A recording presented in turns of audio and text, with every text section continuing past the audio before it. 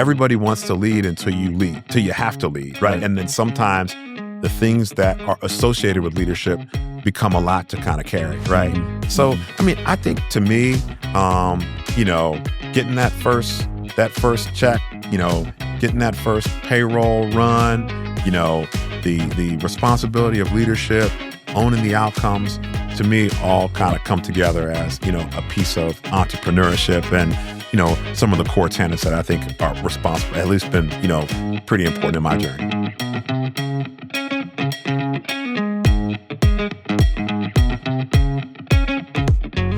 Welcome to Off the Record, a podcast featuring leaders on IBJ Media's Indiana 250 list. I'm Nate Feltman, CEO of IBJ Media, which publishes the Indiana 250, a list of the most influential business people in Indiana. Welcome to Off the Record, a podcast featuring leaders on IBJ Media's Indiana 250 list. I'm Nate Feltman, CEO of IBJ Media, which publishes the Indiana 250, a list of the most influential business people in the state of Indiana. Today, I'm joined by Justin Christian, founder and CEO of Indianapolis-based information technology consulting and workforce management company BCforward, one of the largest Black-owned businesses in the United States.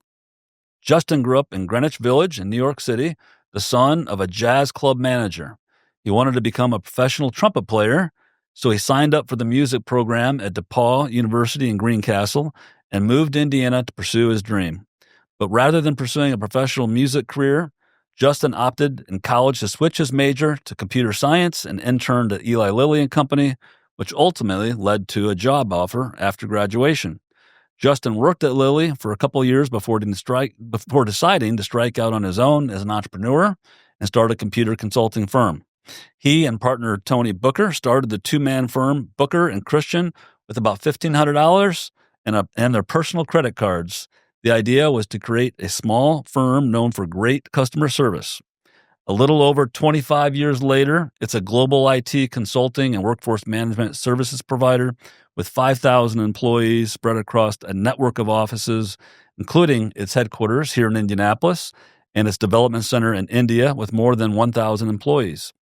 Justin and his wife, Darrianne, who met at DePauw, have dedicated themselves to supporting their community and their alma mater, including the creation of the Justin and Darrianne Christian Center for Diversity and Inclusion at DePauw University, which focuses on making DePauw a more welcoming place for minority students.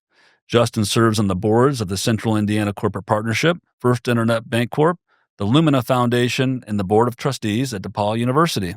He was named Ernst & Young National Entrepreneur of the Year in 2020, quite an honor. And last year, even better honor, IBJ named Justin the inaugural winner of the Mickey Maurer Entrepreneur of the Year Award. Justin, I'm so pleased to have you on Off the Record. Thanks for joining me today. Nate, thank you for having me. It's an honor to be here. Always good to catch up with you. Appreciate it.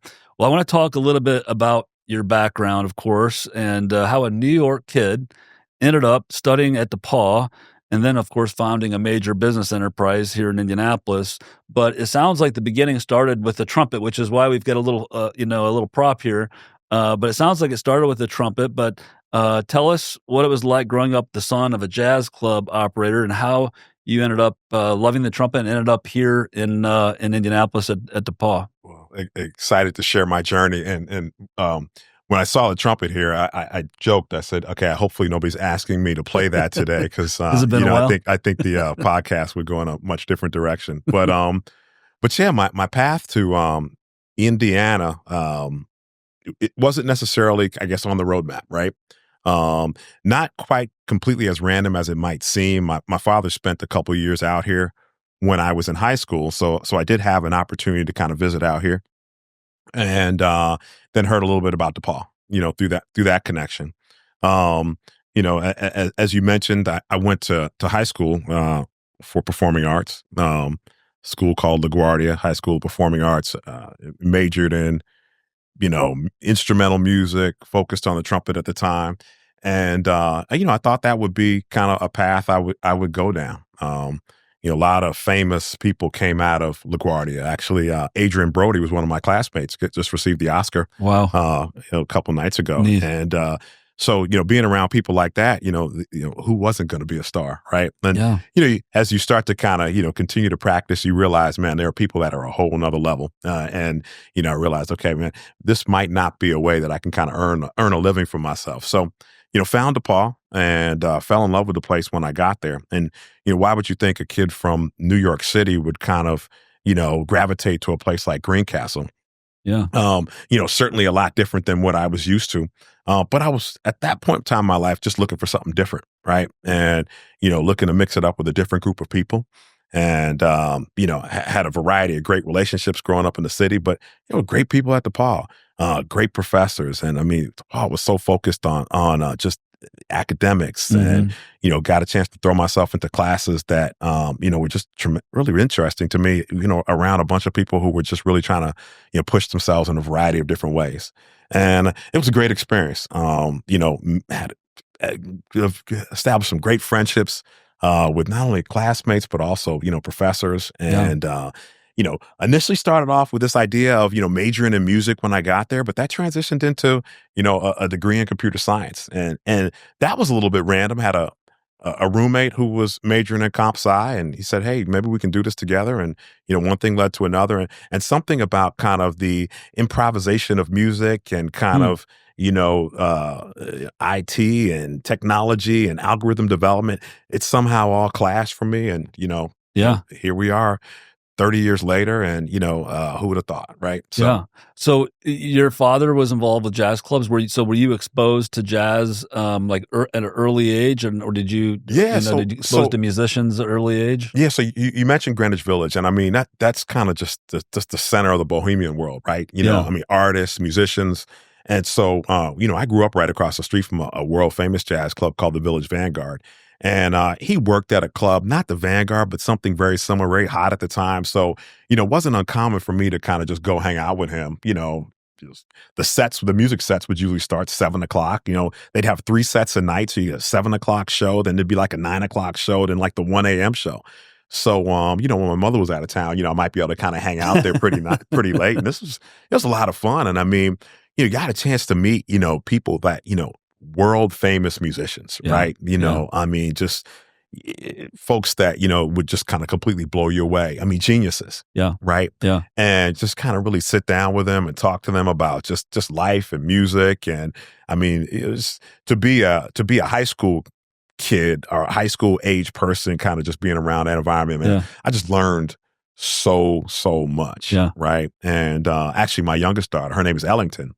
And I actually had an opportunity to meet Duke Ellington's grandson, who was actually a bartender at the club. Oh, wow. And I remember interviewing him one night about his grandfather, Duke Ellington.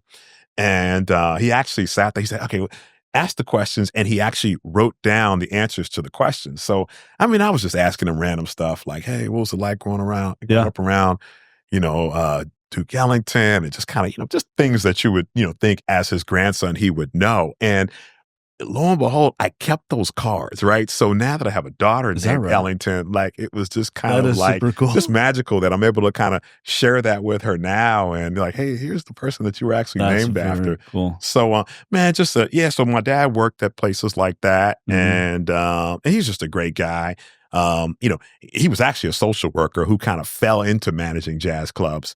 And my mother was a teacher. So, I mean, they kind of actually came from more like a social work field, but he just had a huge personality, and he really served him well as the host of a jazz club because, he'd do everything from, figuring out how to get people seats at these, hot shows. And sure. I remember he told me a story one night where a couple came in and they had a reservation, but, it was packed and they couldn't, quite get them into a table by themselves. He said, hey, well, I'm going to put you at a table with another couple that's there. I'm sure you'll like, to kind of just mix it up with them. And they were like, well, we really prefer our own set. He said, well, hey, I'll pay for your meal if you'll do this. And the person he sat him next to was Mick Jagger, right? And his wife at the time. So, stories like that, cool. Just, kind of just peppered my upbringing. Yeah. So when you decided to give up the trumpet and give up music, was that a surprise to your parents or your family? I mean, they knew how good I was, right? I mean, I'm saying like, or how good I was not, right? So, I mean, there was certainly a passion, but man, when you're talking about people like who do this for a living, even the people who probably are not the most well-known people, the amount of work and the amount of just natural talent that goes into something like that, I just realized, man, I just didn't have that extra gear, right? And I still got a love for it, and it's great to see, people that I grew up with doing that as a occupation now. But man, I just love being a fan of the art now, and a fan of just kind of some of my buddies and seeing what they're out there doing now. Is there a decent jazz vibe in the city here in Indianapolis? Man, look, Indiana Avenue, is like world known. I mean, folks like West Montgomery. I mean, like when you look back at the history of folks that kind of came through all around the Walker Building, I mean, there are some powerhouse folks that kind of came out of Indianapolis. So, we got the Jazz Kitchen, and they're big name, Terrence Blanchard, and Wynton Marsalis was up at in Carmel at the Palladium not too long ago, and then obviously we host the Jazz Festival every year. So, I mean, there's a lot of history, and it's nice to see how that has evolved throughout the years. And I mean, there's still a pretty nice presence here today. So you graduate DePauw, and instead of doing working on the trumpet and your music work, you switch to computer science, and you go to Lilly. You meet your wife at DePauw too. Darrianne went to DePauw, correct? Yeah. So you meet her. You go to Lilly, and then you get this wild idea to be an entrepreneur and to start something. And when you came home one day from Lilly and talked to Darrianne, what was her thoughts about you venturing off, leaving a wonderful company, Absolutely. like Lilly, and starting something fresh? Well, I mean, listen, Eli Lilly was great to me, and I mean, Eli Lilly gave me an internship when I was in college, and that led to kind of my first real job, and just the opportunity to kind of get that first real work experience at a place like that with such great culture. That was just a great opportunity, and kind of just a great training ground for me. And I remember, telling some of my managers there, I said, man, I'm having a great experience here. I feel at some point in time, I'd love to own my own business. And I remember I had a great manager at the time. Her name was Becky Perez. I remember Becky, and we still actually keep in contact, at least online today. And I remember telling her, this aspiration that I had. She says, maybe Justin, maybe you should try to do that now. And I was like, well, I'm certainly not ready to do that now. I'm kind of thinking, let's get more experience, save up a little more resources to kind of really invest. She says, yeah, but then you'll have more responsibility too. Right. And she said, I've seen a lot of people that have aspired to do something like that. They get those golden handcuffs, things start to go well, and, they're just never really able to kind of make that leap. Right. Why don't you try to do it now? And, in her own way, really encouraged me, but kind of gave me, just the wild idea that, hey, maybe let's go out here and try to see what happens. And I guess if worst case scenario, if it doesn't work out, maybe Lilly will hire me back, right. Or maybe I'll be able to figure something else out. So, that's kind of how it got started. I was able to get involved in a package called SAP, which was an enterprise package that was a German company that, was really trying to implement this software across a lot of global corporations. I met my business partner, a guy by the name of Tony Bucher, great guy, super smart, Indiana, Purdue grad. And the two of us were able to kind of come together at the right time, had a couple bucks, threw that together and started this company, which just kind of evolved to what it is today. Yeah. And so I read that when you explained to your wife, Darrianne, that you were going to start this, there was maybe a little hesitation about telling her family about it. Is that? Yeah. So hey, Darrianne grew up in Gary, right? She grew up tough and super smart girl. She was recruited by the CIA out of high school. And I mean, I don't know how that happens, but I mean, it's a legit story. Yeah. And, so, obviously she had worked hard to put herself in the position and decided to hook up with this crazy dude from New York City who sometimes played the trumpet and, got this great job at Eli Lilly. And all of a sudden he was going to leave and start his own business.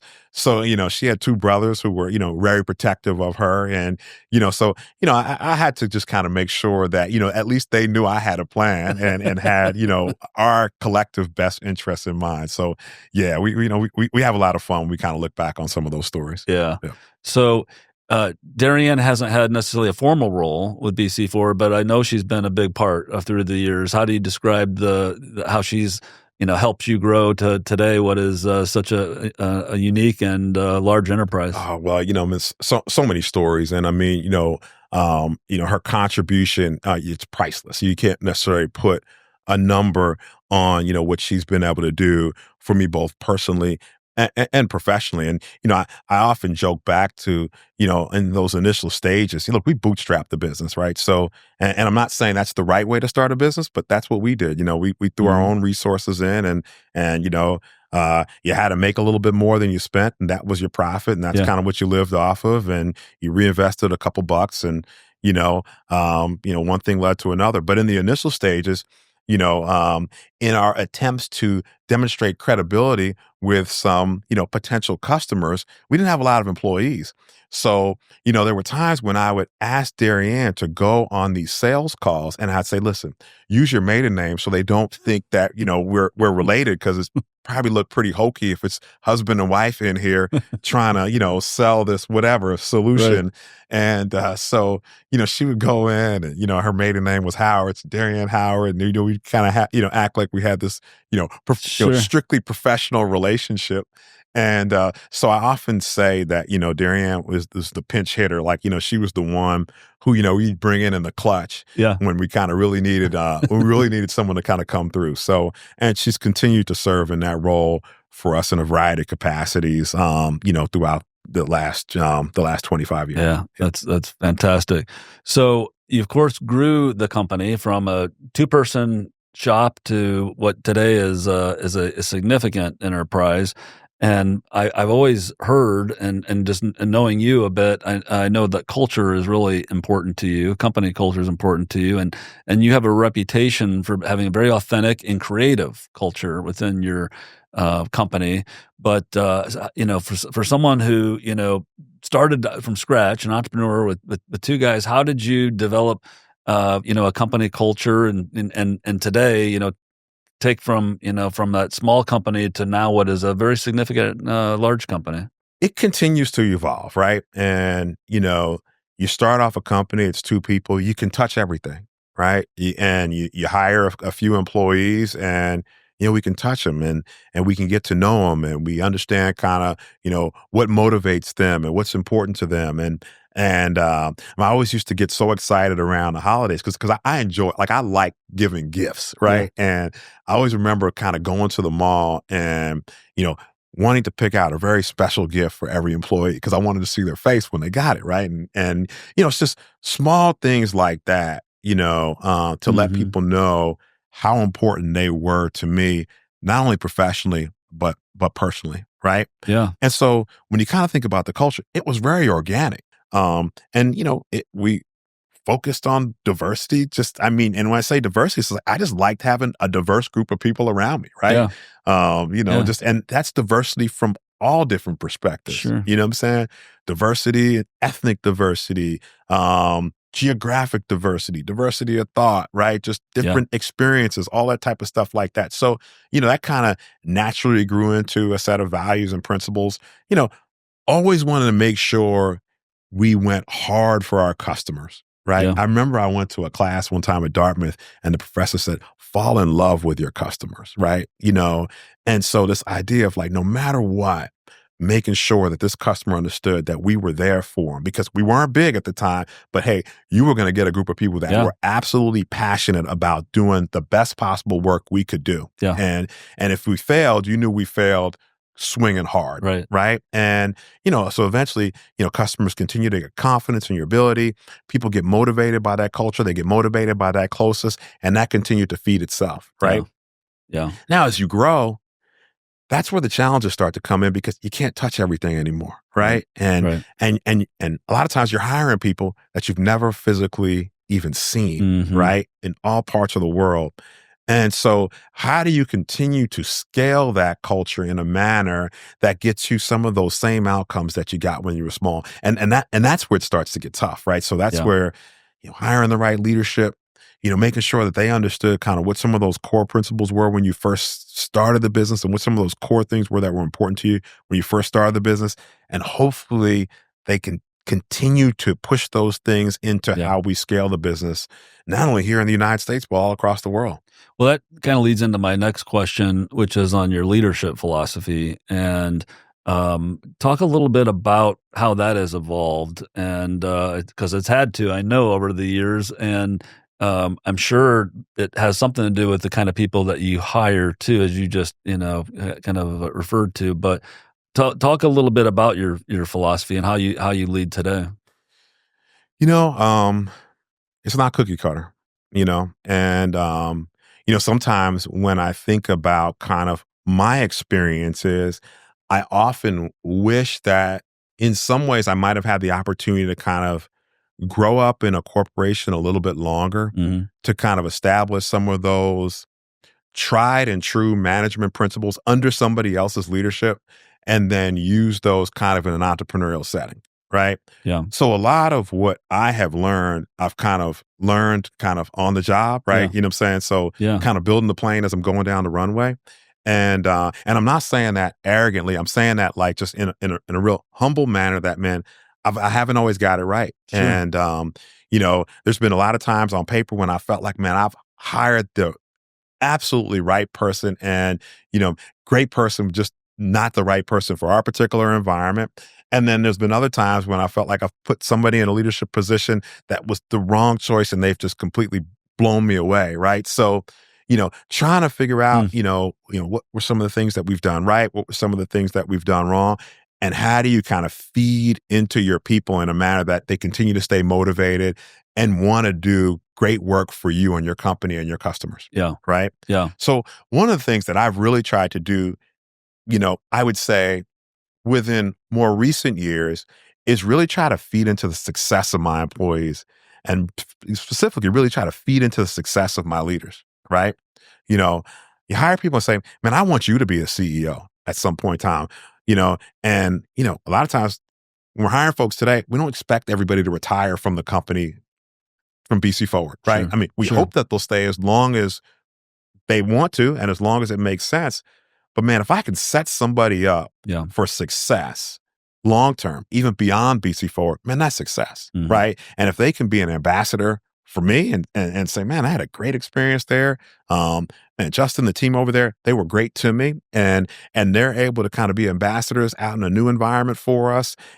That kind of creates almost a cycle that kind of feeds itself, right? So, that's right. And like I said, no cookie cutter approach for us. And at some point in time, I've also had to kind of realize what my limitations are, right? And I remember I was listening to a speech that Dave Ricks gave when he received his honor as the Indiana Business Hall of Fame. And he said, he talked about Eli Lilly, and he said, got to recognize Eli Lilly was probably the most successful entrepreneur in Indiana's history, right?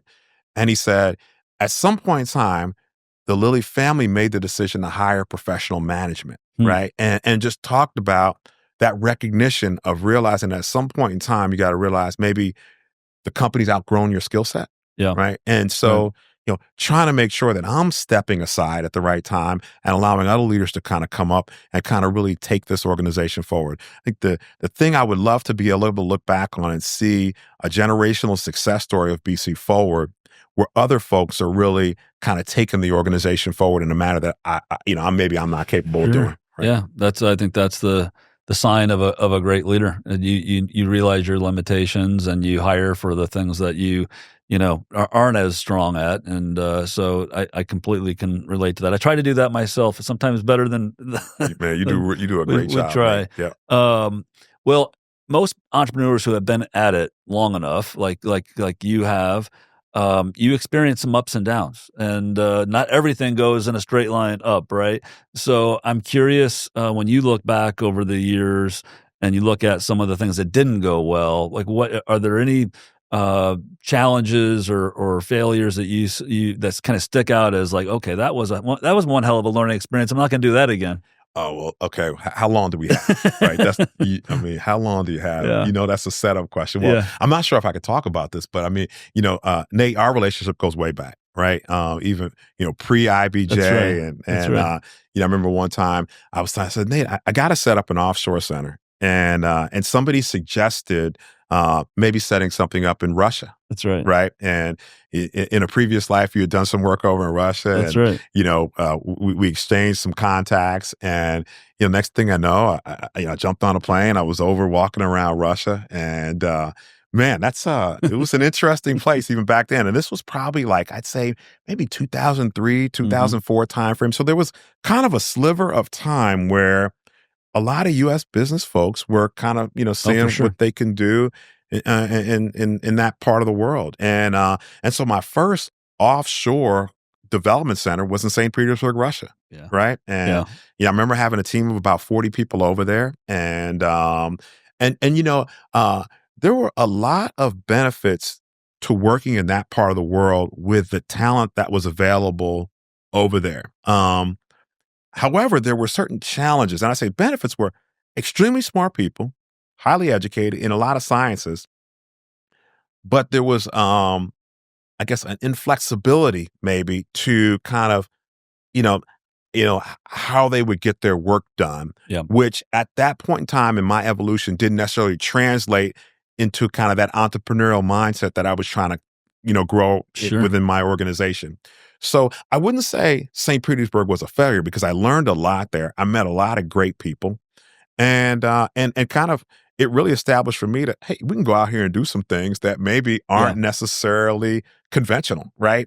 And so at some point in time, pivoted St. Petersburg to Hyderabad, India, and which has been a phenomenal success. We've been in Hyderabad for close to 15 years now, and but we don't have Hyderabad unless we have St. Petersburg, right? So, while there might have been obstacles kind of in that initial journey, sometimes through those obstacles, we learn things that we're able to kind of take to a whole nother level. Yeah, for sure. Just that experience of interacting with a totally different culture and a foreign environment, I'm sure carried over to the success you've seen in India. Absolutely. It was interesting being a person of color in St. Petersburg. I think I tried. I think I tried to warn you on that. I hope I did effectively because I know it was. Yeah. I mean, man, it was. I remember. I mean, really, you could be there for days and not see another person of color, right?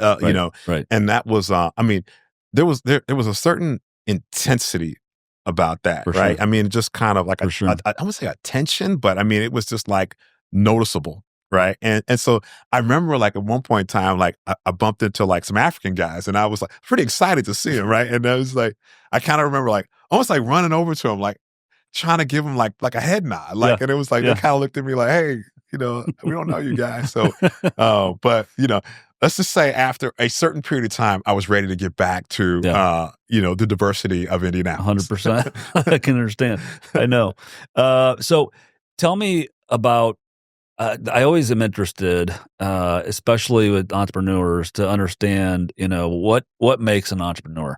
In other words, are you born to be an entrepreneur? Is it something in life that happens or an experience that you have where you become a risk taker? For you, what trait or what experience when you were growing up or maybe in college, but what made you say, you know what, I don't need to work for somebody else. It's great. I had great experiences, but I'm gonna go out and venture on my own. Is there how would you describe that? Different people probably describe it in different ways. I mean, I think there are a few things I might touch on. I remember how excited I was the first time I was able to pay myself, and it didn't really matter how much it was, right? And I mean, different people start this journey in different ways, right? I mean, there are private equity backed entrepreneurs, right? Yeah. And some people go into this with a phenomenal business plan and objectives and a board. And that wasn't my journey. I mean, I remember how excited I was when we got that first invoice ready to go. And I think my first invoice to a customer was $700, right? And I actually bumped into the guy who owns that company recently, and I was telling him this, and I was saying, yeah, I think we sold like 7 hours of work, like for like 70, well, was it $70 an hour? Something with the math is $100 an hour or something like that. Yeah. And it was like, $700. We sent that invoice out, and, but then to kind of run payroll, and then cut yourself that first paycheck, that was like exciting to me. Right. Other parts of it, like I do like the idea of being personally accountable. Right. Yeah. And, I often say, look, I own it. I own this. If we make a mistake, if we fail, it is my responsibility. Right. Now, I'm not saying we as a team, we all have certain components of this that, ultimately this person's responsible for making sure that this piece of the project happens. This person's responsible for making sure that this piece of the company's operating. But at the end of the day, the buck stops with me. Mm-hmm. And I'll never deflect responsibility if we fail a customer on anyone else. I'll take that bullet, right? And I mean, like, while that can be a lot to carry, I think there's a certain responsibility in that, look, I mean, there's, there is a certain enjoyment in just that process. Yeah. Right. That, knowing it stops with you, and, absolutely.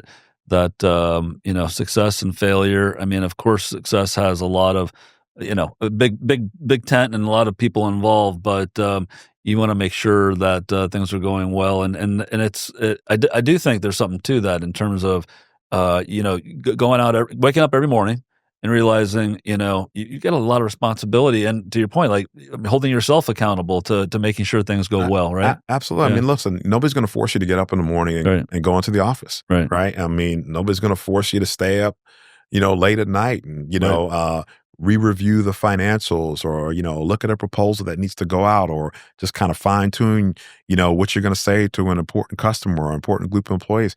If you decide that you're tired and you just don't want to get it done, I mean, that's on you, but ultimately you bear the weight of, if that doesn't go well, you only have yourself to blame. Right. And, a lot of times people say, man, I'll interview folks and they'll say, hey, I want to be a leader, right? And I'm like, and so I try to take them. I said, well, do you own the outcomes, right? And it's like everybody wants to lead until you lead, till you have to lead, right? And then sometimes the things that are associated with leadership become a lot to kind of carry, right? Mm-hmm. So, I mean, I think to me, getting that first check, getting that first payroll run, the responsibility of leadership, owning the outcomes, to me, all kind of come together as, a piece of entrepreneurship and, some of the core tenets that I think are responsible, at least been, pretty important in my journey. Yeah.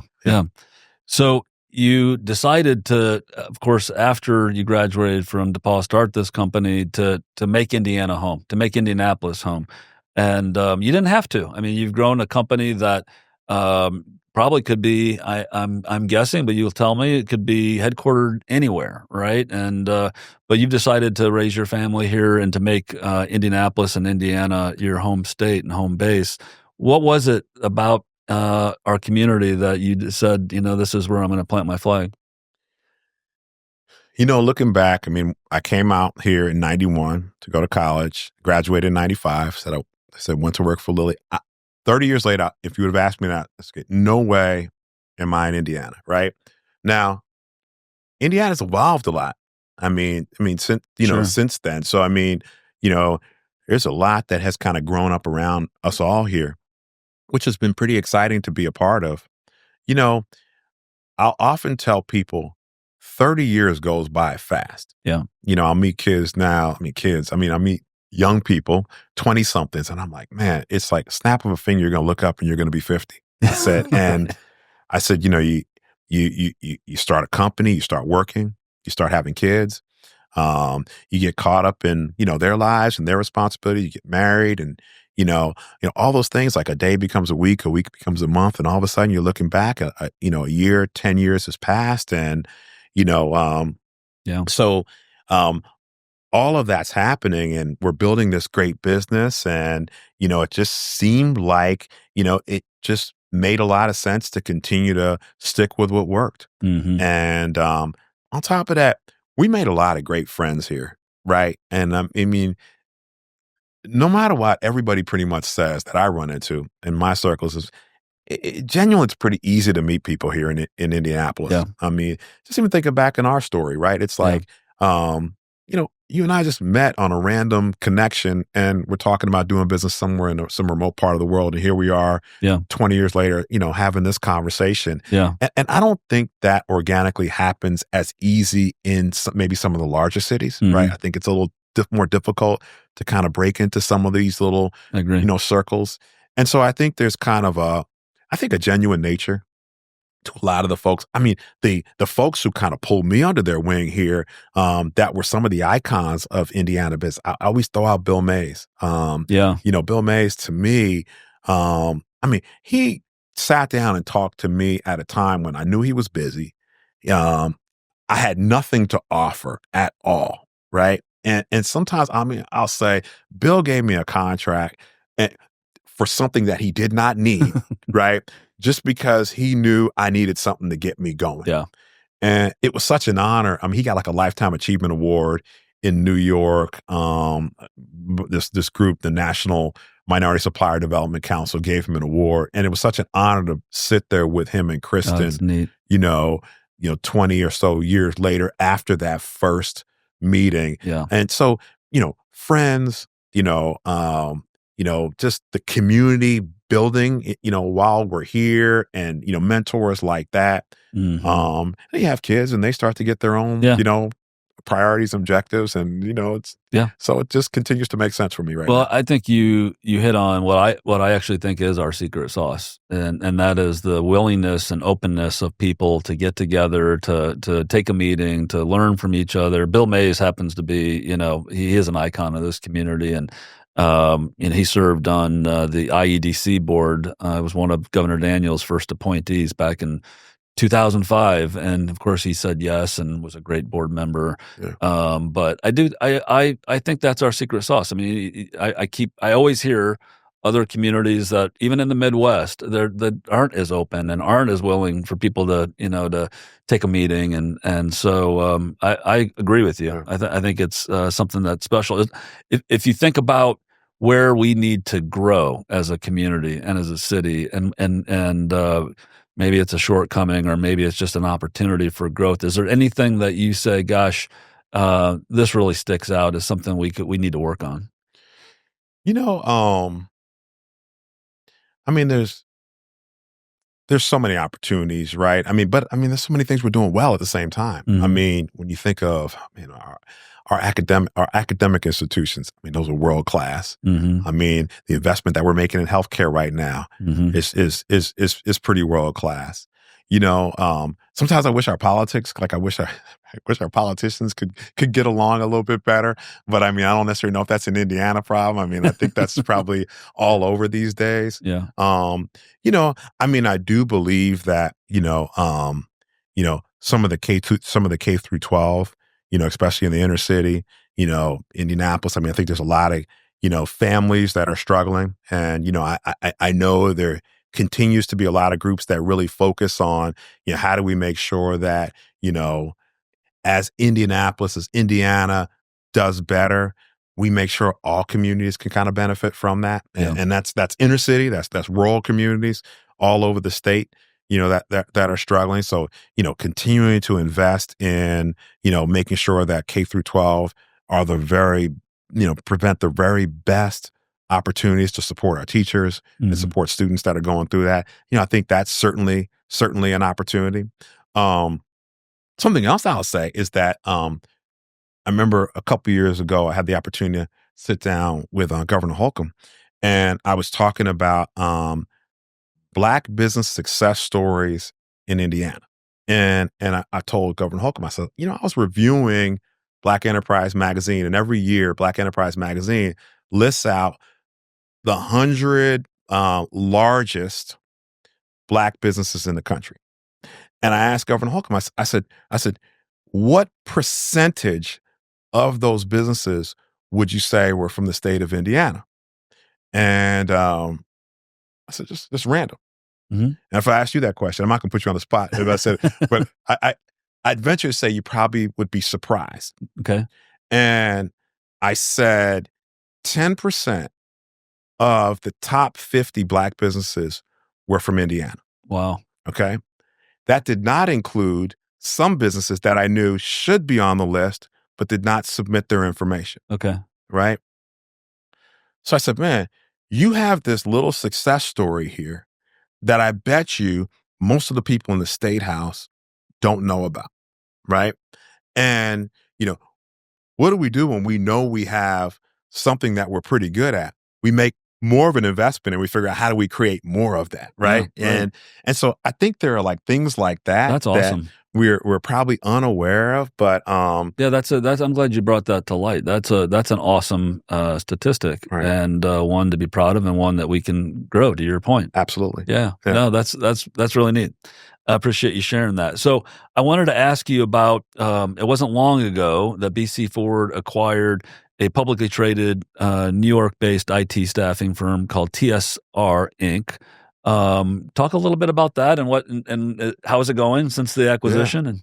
Yeah. Well, TSR is a great company, and we typically look for growth in a variety of different ways. Most of our growth throughout our history has been relatively organic growth, kind of growing within, the natural structures that we had in place at BCforward. But, we started to learn more about TSR, and TSR had been around for over 50 years, right? This was a company that had went public back in the 70s. It was started by a family, and they had a tremendous client base in financial services companies, so a lot large banks kind of in and around, New York, New Jersey, a tremendous amount of experience in utilities, and so we just kind of felt like, man, there was a great synergy between kind of what we were doing and some of the things that we wanted to do and what they were doing. Mm-hmm. And they were kind of at a point where they were really too small to be public. And, so, they were kind of burdened with a lot of the overhead associated with being a publicly traded company, had a great leadership team, great setup, a great culture. These are like New Jersey guys, though, So it was, part of the kind of courting process, I kind of had to go down and meet these guys. And so they're kind of like, who's this guy from Indiana? So I had to remind them, I said, I'm from New York, right? So, there was, I think there was a connection, culturally when we kind of realized that we were kind of, grew up right across the river from one another. Right. But it's going great. TSR continues to run independent from BCforward. So we're really sister companies. They have a great culture, that and a great set of clients. And we just want to do everything that we can to help them be the very best company that they can. Yeah. We're continuing to be opportunistic and look for similar deals out there. That's what I was going to ask. Is the strategy, is that part of your growth strategy? Maybe more acquisitions in the future? Is that possible? Kind of looking at, a house of brand or branded house. I'm kind of going through this right now. So, I think there are a bunch of different opportunities to kind of be additive to what we're doing for our customers. Right now we're looking at a couple deals in the AI space. All of our customers, are making heavy investments in AI. It's, part of, some of the investment that we recently made over in Hyderabad, India, was to really bolster our AI capabilities, not only here in the United States, but globally. So, we're looking at a deal in that space right now. Oh, neat. There's some stuff in cyber that we're also taking a look at. So, we're continuing to just try to stay very close to what our customers' needs are and just kind of making sure that we can be responsive. That's exciting. That's really exciting. Well, I want to turn to the work that you and Darrianne have done in philanthropy, specifically at DePauw University at the Center for Diversity and Inclusion. Can you talk a little bit about that effort and kind of what motivated you both to step up and work with DePauw on that front? Well, listen, obviously, if you know me, DePauw is a special place for me. I've had the opportunity to work with DePauw on a variety of different projects that, I've just been tremendously excited to just be a part of. I was asked to be on the board a few years ago. I had the honor to lead the search to bring their current president, Dr. Lori White, who I believe is the best college president in America. Obviously I'm biased, but she is great, and she's just doing some amazing things down there, and to kind of just be a part of the process to kind of bring her and all her talent to Greencastle has just been great. there was an opportunity, so DePauw used to have, they had an African American student house when I was there, right? Sure. And so, this was kind of a house where, DePauw was always known for being a very Greek institution, Okay. right? So, if you look at the history, a lot of sororities, fraternities were founded at DePauw, right? So, I mean, when you look all around the campus, there were these huge, beautiful houses, right, for these fraternities. And so sometimes some of the students, of color, African American students, if you weren't a member of one of those fraternities, sororities, and, on the weekend, where would you go? So you'd have the African American student house. Now, what was the African American student house? It was always kind of the house that was left over. Like, say, hey, where's the extra space that we have this year? Well, that became the African American student house, right? So I remember one time I was down there, I was driving around. I was like, oh man, I went in the house. I think the furniture was the same furniture, that was there 25 years ago. Yeah. And so, I remember calling Darrianne. I said, man, let's give a little money just to clean this place up, right? And, we started talking about that and, kind of evaluating the cost and, started talking to the administration at the time. We said, hey, maybe we can do something a little bit bigger that ensures that we are, addressing the needs of the African-American student population or the Black student population there, but also, addressing the needs of maybe other affinity groups there, right? So we broadened the scope of that to be the Center for Diversity and Inclusion, which is kind of known as the CDI now. Okay. So when you go to the CDI now, this place is like the melting pot of the campus. Okay. And so there are so many affinity groups that fall through there on any given evening. I was in there one day and I saw some students in there, they were cooking. I was like, man, this is like these kids got their stuff together. I mean, it was like crock pot. I mean, it was like 15, 20 kids. And it was a group of Pakistani kids and they were in there and they were cooking like a traditional Pakistani meal. And I was like, give me a plate. Like it was, so you have that. You have first generation college students that are also I was like, hey, okay, what's this group over here? Like, oh, we're first generation college students, just kind of, it's just kind of just the place that we chill out. Right. Okay. And so, and so if you kind of you got international students, you got gay and lesbian student groups there. You got groups that have religious affiliations that kind of fall through. So it's truly this melting pot. Yeah. For so many different communities to just kind of find a space. And man, in this day and age of mental health, man, we have kids, we send them to high school, they leave and all of a sudden they go to these remote places like Greens and they're by themselves. And for a kid to just find community or find a crew or find just a posse or just a network of folks that they can say, man, every night I know I can fall through there and probably find someone that I have common interest with. Sure. And what's been cool is those groups mix it up too. That's right. Great. And they do so many different things, so many different programs, lectures that happen there. I think there's obviously a lot of conversation these days around, DEI. Yeah. Right. And unfortunately, I think, DEI has been weaponized in and of itself to kind of just take on such a negative connotation. But I don't think anybody would argue with, hey, I just want people to find a home, right? You know what I'm saying? Right. And find a place that they can feel comfortable, regardless of who that community of people is. And that's really what the founding principles were for the CDI. So that's neat. And it's been exciting to kind of see, that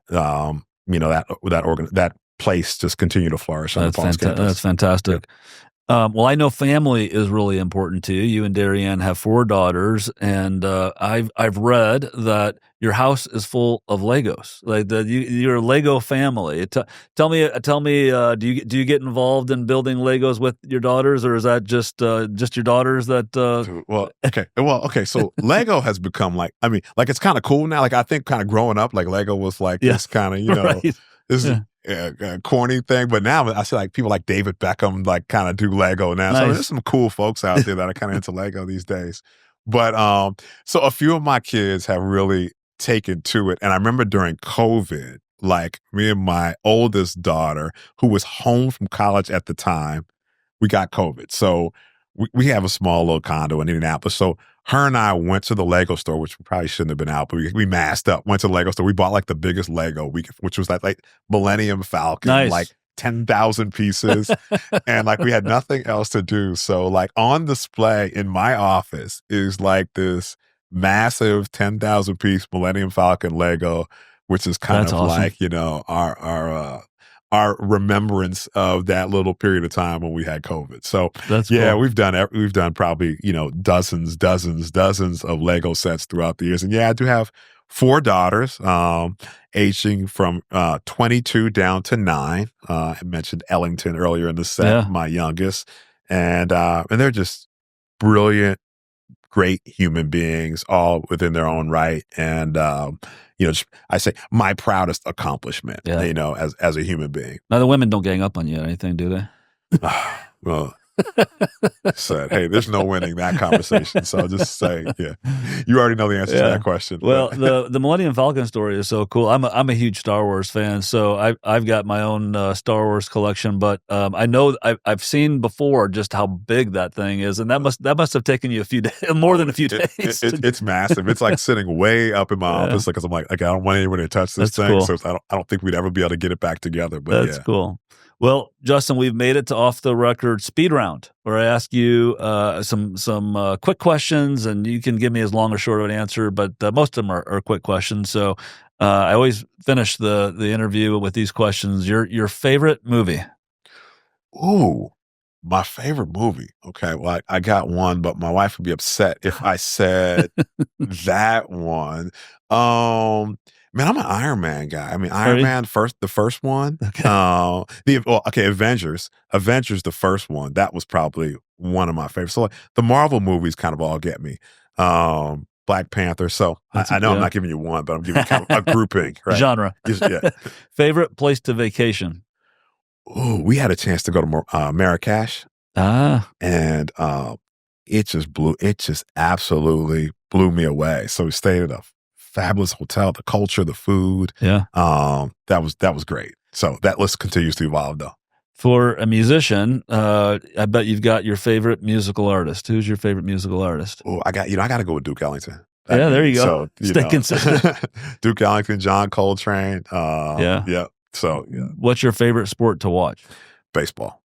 Very good. A lot of people wouldn't say that today. That's baseball. Good. Yeah, Yankee fan through and through. Nice. What's the first thing you do in the morning? First thing I do in the morning. Oh, my wife would be upset, but I probably pick up my phone.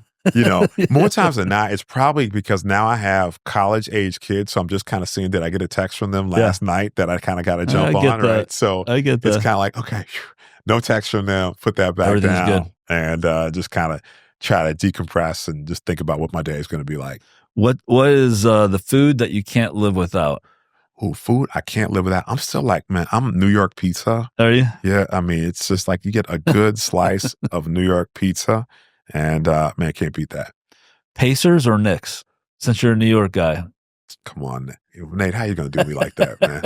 You're going to do me like that. You're not answering too fast. I mean, Mel Raines, Mel is like a good friend. Her and I serving a couple boards together. So I'm leaving that one alone. Were you living in Indianapolis those years with the back and forth with Reggie Miller and Spike Lee? And I mean, I'll tell you this one quick story. So a client invited me to go to the U.S. Open a couple years ago. So I walk in the suite, and who's there? Spike Lee, right? So so everybody's kind of introduced themselves, and I say, hey, where are you from? I was like, I'm from Indiana. Spike starts yelling, like in this like the U.S. Open, so it's kind of like quiet. Spike starts saying, this guy's from Indiana. And I was trying to tell Spike, and I'm actually from New York, but he wouldn't even let me get it out. He's like, this guy's from Indiana. He just kept going on and on and on. I was like, so that's fun. Man, I mean, it's just, So no, I lived all through that, right? Reggie Miller. I mean, I remember running into Reggie Miller when I was in high school. This is before Reggie Miller was the Reggie Miller we all knew today. He was at a little soul food restaurant called the Pink Teacup in New York. And I was like, he was like, hey, coming out to Indiana? I was like, yeah, I'll be out there, going to college. So yeah. That's cool. That's cool. Small world. Well, maybe you can answer this one. Michael Jordan or LeBron James? Come on, I'm an MJ all day. I figured. Our generation tends to be MJ Michael Jordan. Best advice you ever received? Oh, best advice I ever received. Well, to much whom is given, much is required. And that was Vernon Jordan, who's a DePauw grad. That's right. And, he told me that. So that's great. Last question, advice for a young person who wants to start a business and become an entrepreneur. What's the best advice you'd give? It's a marathon, not a sprint. And man, and I'm not a marathoner, but I've watched a marathon, on TV. And man, it's an endurance game. And you're gonna have some good days, you're gonna have some good miles, you're gonna have some tough miles. Yeah. And just kind of knowing that, man, over the long haul, if you can kind of stay in the game, those who stay in the game, eventually things, should work out for you. 100%. Yeah. Well, Justin, it's been awesome having you as a guest on the Indiana 250 podcast. I appreciate all that you do for our city, for our state, for your alma mater, for all the causes that you and Darrianne get behind. Thanks for everything, and thanks for being with me today. Thank you, Nate. Thanks. Yep.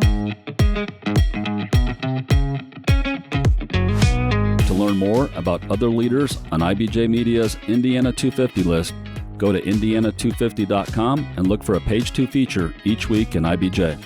We'll be back with the new Indiana 250 off-the-record conversation soon.